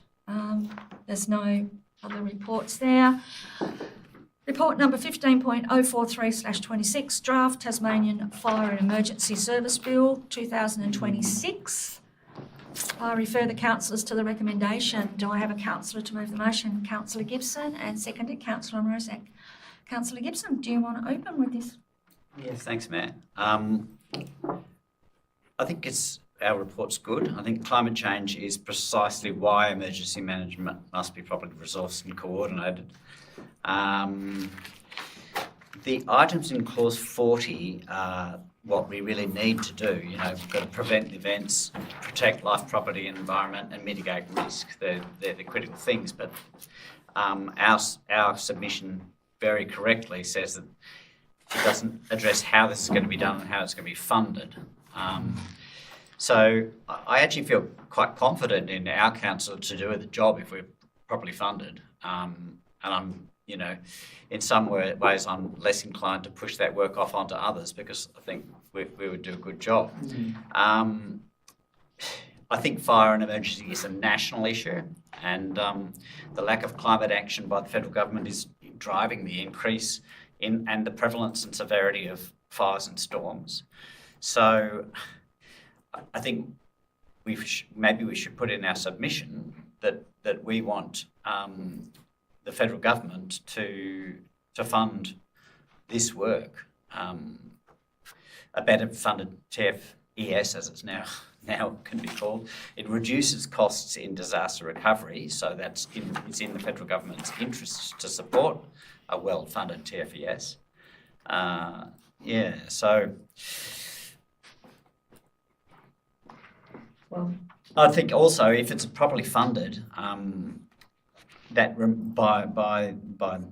through federal assistance grants or whatever mechanism is the best, then it also removes the income. It makes it income based and removes the cost of living issue. So I mean, I feel like funding the TFES through rates is not really, or through, because that's all property based, is not a fair way to do it. I think it'd be much better to be funding it as income based. I agree.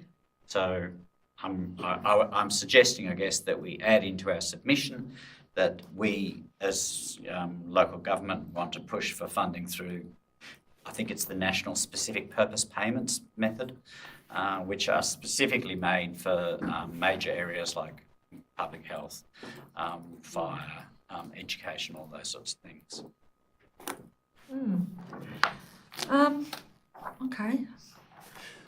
Through you, Mayor, just to comment on that, bearing in mind the audience that we are responding to is the state government. We would request the state government to approach the federal government on that basis. Yes, but I mean, that's what I did look at, and I'm not an expert in this, but the National Specific Purpose Payments, that is the combined state-federal. But I think we'd have to go through state first. wouldn't we? Yeah, of course, this is a state, you know. Yeah. They're never keen, are they? Well, I would have thought the state would be keen to get the feds to pay. Well, they would, but getting them to get there is the next thing, isn't it? Well, it's whether the feds are going to do it either. Send them It a certainly strawberry shouldn't with fall, it. as we have said, it certainly shouldn't fall to local government to fund it. So, what did you want to add? What did you want to do? Did you want to change something? Yeah, just add in that. Through you, Mayor, just some wording, just to make sure I've got it or haven't. We request the state government to approach the federal government. I don't have a word hard enough on to push, lobby, emphasise how important it is. the importance of funding.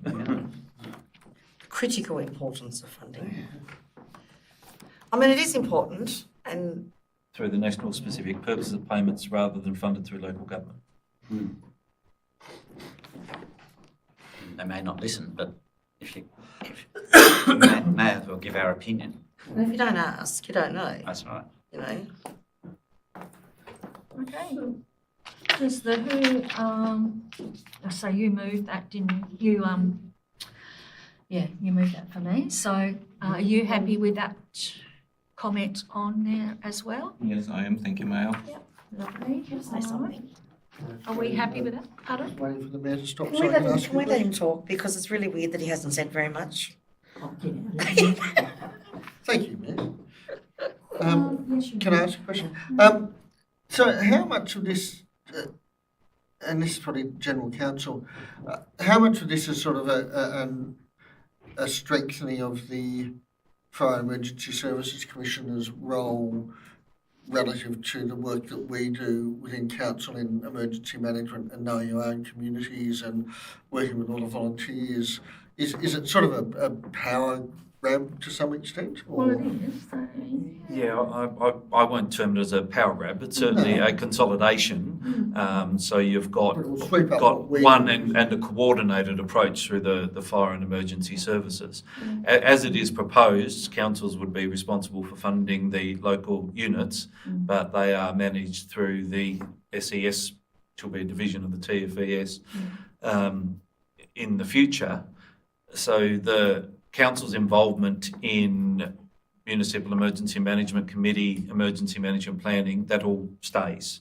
Yeah. This is all about the basically the SES crews going in with the fire service, but still being funded by council and paid by ratepayers.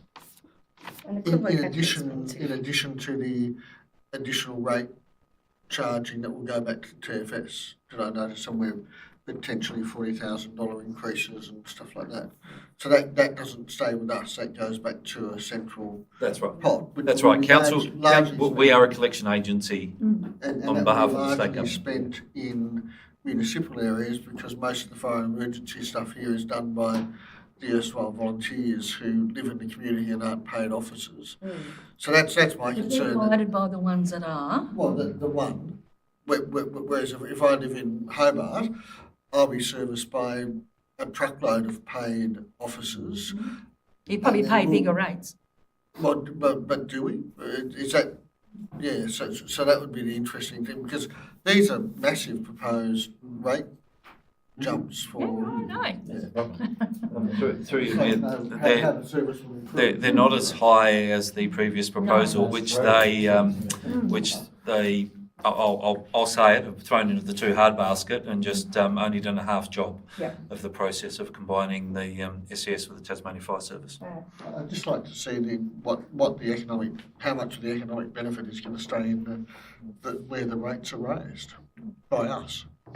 Yeah, there was something about that. It was just that they had to stay within TF. Yeah. But then there's the risk of fire and everything else, isn't there, to balance it off? Oh, And it's a protection. problem. Yeah, no, absolutely. You But know. is what we do broken? I suppose it's a question. Yes, I'll have to find out for that. I don't know. Yeah. I don't know. Not completely broken, but I think you can always improve it. Oh, I know that, but I'm not going to say it. I think that's why this is being proposed and going ahead, and it's up to, I think, version 18, because the consolidation does bring benefits. And it's relevant to consider what's going on for our community, and when a house catches fire or a river floods. But just imagine managing a bigger incident and involving 3 SES units from different council jurisdictions that have got different levels of resourcing because... Well, we probably did by having the fireys come in here that had no idea of the bush. So we did have that already, and that's been spoken about. So consolidating State controllers services... take that, though. If there's a major emergency, a state controller would jump in and... Yes, but that's the point. A state controller in that situation is having to manage resources from multiple organisations and then of multiple conditions or diversity within those organisations. So if the SES units across Tasmania have 29 different levels of resourcing and so forth, that really introduces massive complexity. So the concept is it's all emergency response. Bring that into the one emergency response system with specialties for when it's hot or it's wet or whatever. So I do see the point at bringing this together. And it's been worked out for a long time, and it's so complex because there are so many stakeholders, and it's such a big challenge. It might just be one windstorm, or it might be a 6-week campaign bushfire. So it is really complex, but I think the underlying goal has merit. Now, how do you pay for it? and how do you make sure the money goes in the right direction when it's that complex and we can't say, like if we put our dibs in. And we had a really wonderful presentation at the local government conference last week from RACT in terms of risk and the potential impacts on insurance. That's their business in terms of managing risk and the cost of that risk. So this is really big and really complex, and it might be that our insurance is investing in our local units and we might not have to use them because we don't get a flood or a fire or something. Yay! Really, that's a good outcome. That might be that they're up on the east coast all the time helping out after heavy rainfalls up there or whatever. But we know if we have a well-resourced state system that when we're in the poo, they come here. So I think the point I'm trying to make is that being parochial and being, we want our resources is only a small part of the question, and we might need to make sure we put on not our planning hat but our broader community, how do we work together when things go to poo hat for some of this. So what are you saying then? You're changing it, going a thumbs up with it? What am I doing? Generally thumbs up. Right, okay. So, yes. Just with regard to this minor alteration to the thing, do you think we should put the point that a better funded TFES reduces costs in disaster recovery? Because that is that's a federal expense. So, it's an argument for them to fund it, in my view, and also that point I made about the cost of living and removing the burden, I guess, of paying for this through rates, which is indiscriminate of. We don't pay it through rates, we'll probably pay it through something else, won't we? Yeah, but it's less. It's got to be paid for somehow. The rates are sort of fairly indiscriminate on ability to pay. Whereas income tax is specifically there because it's based on the capacity to pay. If we were to have another Bermuda fire episode, which was catastrophic, wasn't it? Was that deemed catastrophic? Which one? The Bermuda Road? River. River Road. Yeah. Wrong area. The federal government picks up the tab anyway, doesn't it? 75%. Yeah. So if it's declared a disaster. Yeah, no, national. I mean, that funding is getting shorter and shorter in supply. So All right, which I'm that's a different. getting it, yeah. But so That's the way bit I often do. So if we get a C, what will it? Oh, through you, Mayor, it's just adding to the amendment to the submission, which would include 2 paragraphs, becoming income-based. It will have a lesser impact on cost of living rather than paid based on rates, which is not on capacity to pay. A better funded TFES reduces the cost in disaster recovery funding for the federal government. Thank you. If you're happy other with people that. ask it. Yeah. Well, I think we should ask. They can only say no. It actually makes sense. Or, Doesn't mean it'll happen. That's probably why we might get it, okay, well, if that's the case, was that your? Yes, that's Yep, enough. okay. All right, all those in favour of the recommendation with the added item C, please raise your hand. That's all, councillors, and the motion is carried. This one, Mark. Beg your pardon? This one, Mark. Oh. Delegated authority. Oh. Report number 15.044/26, review of delegated authority. Do I have a councillor to move the motion, please? Councillor Mozak, and a seconder? Councillor O'Neill. You want to speak to this, Lucas? No, I think it's pretty straightforward, and I think it relates to an item later on. We will have opportunity to discuss it there. It's a fairly straightforward delegation, so no need for further comment. Thank you. You're right, Dave. Yes, councillor. I just had a question. It says section 109. Through you, Mayor, it's actually section 179. Okay. Is it Yes. assignment or novation of lease? So section 178 is lease of public land. Section 179 is which sets out the process for community engagement and whatever. Section 179 is the lease of public land for a period of not exceeding 5 years without having to go through the formal consultation process. Yeah. But it is section 179, it should be, not 109. Oh, okay. Oh, because 178's underneath it. So why have we got assignment in there as well? Because aren't we just talking about novation of leases? Assignment novation. Through you, Mayor, there are two terms associated with leases. I have a preference towards novation because it is clear cut. Basically, you substitute a third party in for the existing party. Quite often, the legal fraternity in Tasmania will deal with assignment of lease in a similar form. What that potentially does is it means that if there's any breach, there are two parties who are potentially on the hook. It sounds to me, assignment sounds to me like you're starting a whole new lease. No, you're assigning the ongoing rights available in the lease. That's fine then. I'm happy with that. All right. Do we have any other? I'm happy with all of them. Oh, actually, I did have one other question. Should we have a part D that the lease novation be included in the general reports at the next council meeting? But we're not changing it, are we? No, it's just, this is when a delegated responsibility changes the lease. It just lets councillors know that that's happened, much as is happening in this meeting.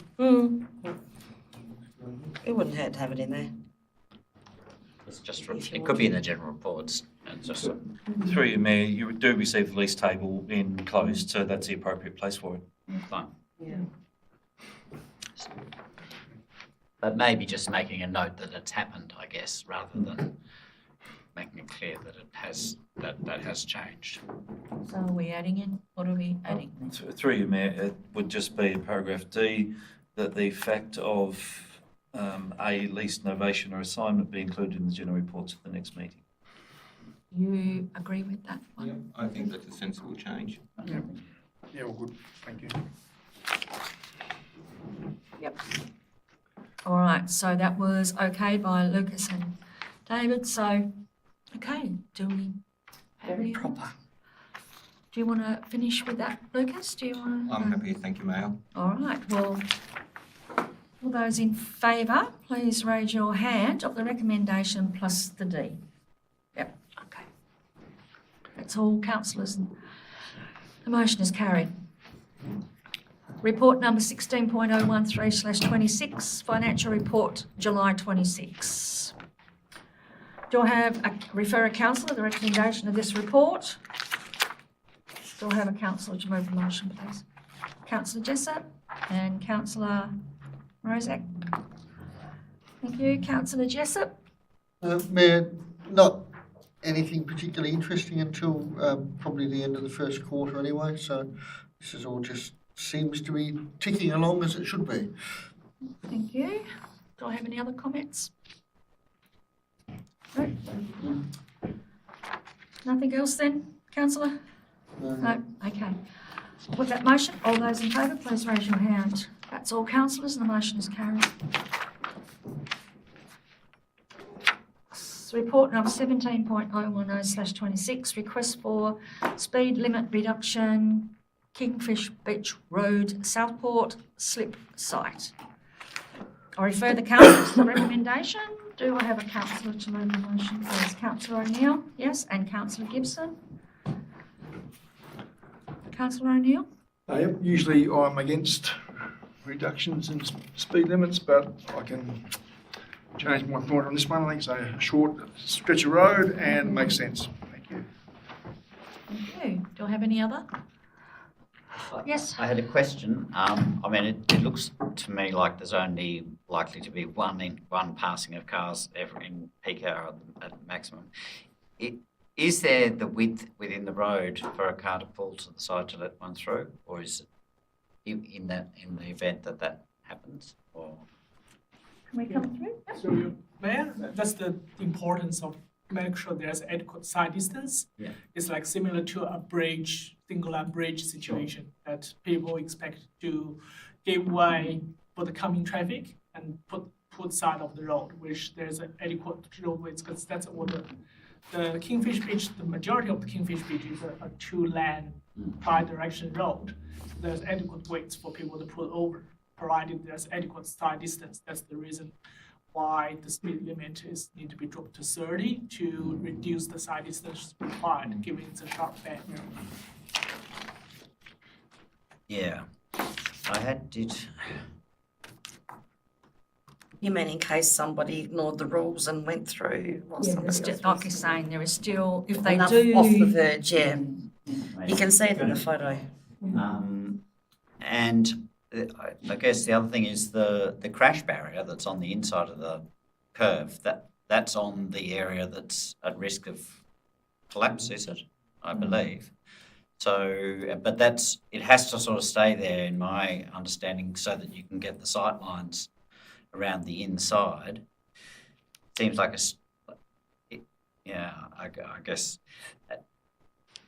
And there's also a point in the Midson report that said that this is a short-term and solution and should be considered as a short-term solution or something to that effect. Should be considered, it's whether we've got. I know it's all about money and things. I guess I'm just wondering what that, the crash rail out there is. You wouldn't take it out now, I don't suppose, because of the fact of the bank. Yeah. I mean, Just leave it alone and see how just things leave go. it alone, yeah. I guess if they're doing 30 k's and it's a one lane, it's traffic light managed. Well, that's all marked by the white little flags Yeah. around, so that's actually They can delineated. sort of stay away from the barrier, Yeah, potentially. it is away from the Yeah, the so road. it should be okay. And through you, Mayor, it's better just keep the guardrail there. If there's a compromised guardrail, it's better than no guardrail. And it just makes people alert too, that if they get too close, they might bang their car. It's just a visual reminder there's a bank there, which is good. Well, hopefully they're nowhere near it. Well, Because that's they're right. meant to be. That's right. But things happen. Mm. So. See how it goes. All right, okay, so Councillor O'Neill, was there anybody else that's got, yes? Is there consideration of vehicles towing in this situation?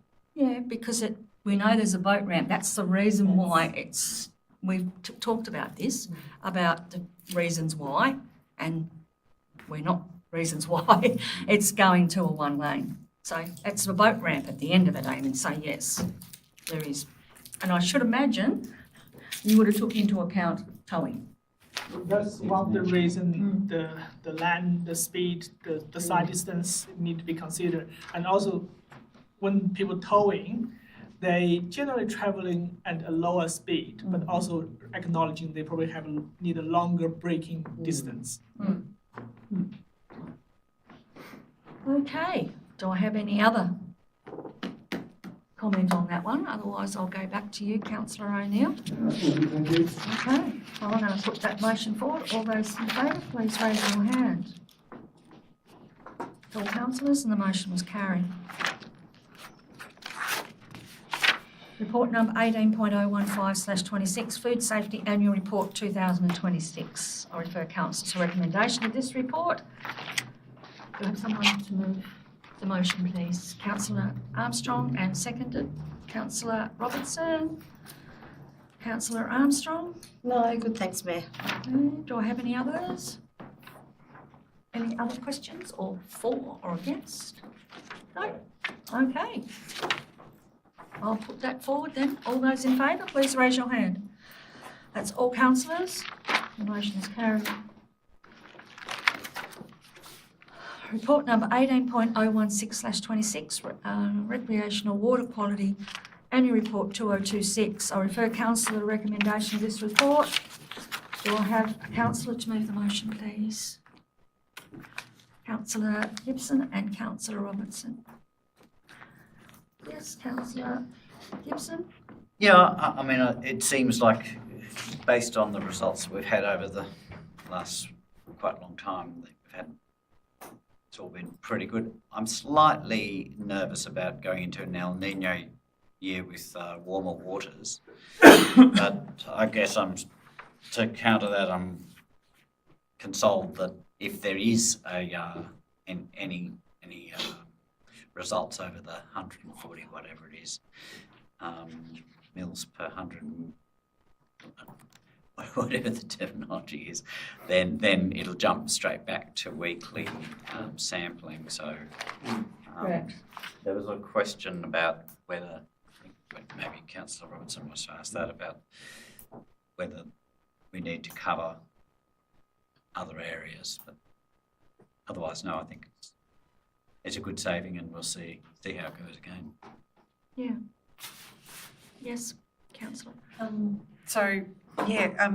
Congratulations on the thinking behind the report and proposal. And I guess my question is just based on considering that there's a really long section of waterway between the upper sample point at Ranelagh Mosquito Point, which is above the discharge of effluent from Huonville Ranelagh. So it's not potentially picking up on that at all. And then there's no sampling until you get down to Leamington or Surveyors Bay. So that's a really long section of waterway. I know there's a regular river swimming group in Franklin, the Franklin Frosties, and I'm sure there are other river users in between there that might be swimming but might be paddling, or even fishing and so forth. But yeah, just concerned about the water quality of that. Have the Frosties made that? We have done water sampling in Franklin, haven't we? One sort, but Yeah. what I'll say through Mayor is, so Ranelagh Treatment Works is one of the few works that we see where they most of the time meet their standards in terms of their outflow. What you have is, our previous councillor Kathy Temby, obviously pushed for us to explore additional sampling, Franklin being one of the areas that she was quite passionate about. As the report states, we did a survey to understand where the biggest demand for recreational swimming is, because obviously we have limited resources. The interesting thing, I appreciate the point, but I would say it's a cost benefit. It's about how many people are utilising that waterway compared to the areas that we are monitoring, and based on the survey and other anecdotal evidence, we would say it's not as much as those areas that we are surveying or monitoring. In terms of Franklin specifically, and the Frosties, the advice we've given them is there's a number of stormwater outflows in that area. Per the guidance, it is risky to swim in that area. Our sphere of control, we can't control after storm events what's coming through those stormwater pipes, certainly not in the short term. So we advise them to be very careful when swimming, which I know they do. So my advice to council would be I would not see a good cost-benefit case for us to put a sampling point in that if recreation is our primary objective in that space because of the data that we've collected. Sorry, three. I could just add to that, because that discussion was when I had environmental health in my area. And one of the particular issues of the site at Franklin is that you could sample 1 hour, and because of your tidal flow, river flow, you could find that a test a few hours later could be substantially different. So the validity of results there was just not worth going for the benefit of the testing. So as Lyle's just mentioned, everybody is aware of the risk of swimming in that area. I know the Franklin Frosties are responsible around that. We do also have a significant user base in the rowers out of Franklin who aren't necessarily all locally based. Has there been water sampling done historically in Franklin? No, there hasn't. I mean, in terms of, it's also, there's a whole lot of factors there. So tidal, there's dilution factor of flow rates and things like that. Especially if you're rowing, you're in the, usually in the, or for the majority of the time, you're in the centre of the water body. So your dilution factors are a bit better. What I would say is that, so you would have seen in the report, 5% of our exceedances, we had 5% of exceedances in terms of the testing. That is linked to where we have storm events and we've got algae and macroalgae and things like that washing up onto beaches and then decomposing, and that drives those exceedances. And as I think the report says, is so follow-up sampling shows that it drops us really quickly. So I appreciate it, but again, I would say, what is the purpose of that monitoring? I don't, given what General Counsel just said, given the variation you're going to see there, I don't think it's going to be very useful. And again, we're down on EHO resourcing here. Not down, that is what we have, and we've got a whole lot of things that we do in that space. So, yeah. Yes. Yeah, but I think it's good that we're scaling it back a bit because of the positive results. I think it's financially a good outcome. But we are testing a 7-inch beach, which is Wattle Grove, Silver Hill, which is probably the wrong side of the river, but it's just downstream from Franklin. Yeah. Yep. And if you stay in your boat, you should be good. Don't fall out. Z, all right? Don't fall out of your boat. Okay, so, Councillor Gibson, are you No, happy? nothing more to add. That's Nothing more good. to add? Okay, all right. I'll put that motion. All in favour, please raise your hand. That's all, Councillor. Okay, 19.037/26. We're about to move into close, so I'd like to thank those in the gallery tonight for attending and those watching from home. The recommendation is that the meeting now be closed to the public at 8:11 p.m. pursuant to Regulation 17 of the Local Government Meeting Procedures Regulations 2025 to discuss the following matters. Do I have a councillor to move a motion to go into closed? Councillor Gibson, and a seconder? Councillor O'Neill. I advise that the recording of the open session of this meeting ceased at 8:11 p.m.